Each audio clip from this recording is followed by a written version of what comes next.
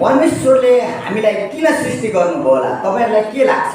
आजसम्मको तपाईको संगति, पवित्र चर्चको संगति, आजसम्म तपाईको बुझाइ अनि आजसम्म तपाईले जान्नु भएको कुरा के छ? परमेश्वरले तपाईलाई किन बनाउनु भयो भनेर तपाईलाई कसैले प्रश्न गर्दैछ भने तपाईको उत्तर जहिले पनि यो हुन्छ कि हामीलाई परमेश्वरले आराधना गर्नका निम्ति बनाउनु भएको हो भनेर हामी जवाफ दिन्छौँ।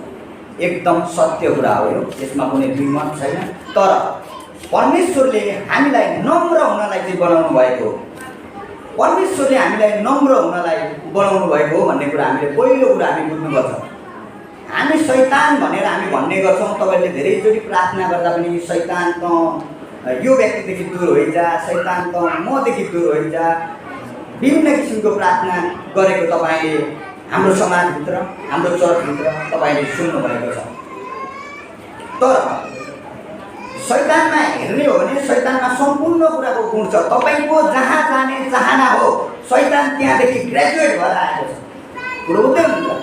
तपाईको जहाँ जाने चाहना हो नि शैतान त्यहाँदेखि यो धरती यो पातालमा आएको। अनि शैतानमा त्यो सम्पूर्ण गुण छ जुन तपाईँ र हामीमा छ। जस्तो तपाईँ र हामीले गर्छौँ त्यो कुरा शैतानले पनि गर्दछ। तर शैतानमा एउटै कुरा छैन, त्यो चाहिँ नम्रता हो। त्यो नम्रता चाहिँ हामीले धारणा गर्नुपर्छ जब हामी परमेश्वरलाई हामीले आराधना गर्दै हुन्छ। ध्यान दिएर सुन्नुहोस्।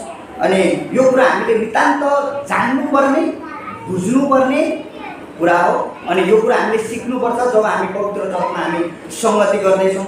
अनि हाम्रो बुझाइ हामीले कसमाथि विश्वास गर्छौँ अनि हामी कसलाई पूजा गर्दैछौँ, हामी कसलाई आराधना गर्दैछौँ भन्ने कुरामाथि हामी प्रष्ट हुनुपर्छ।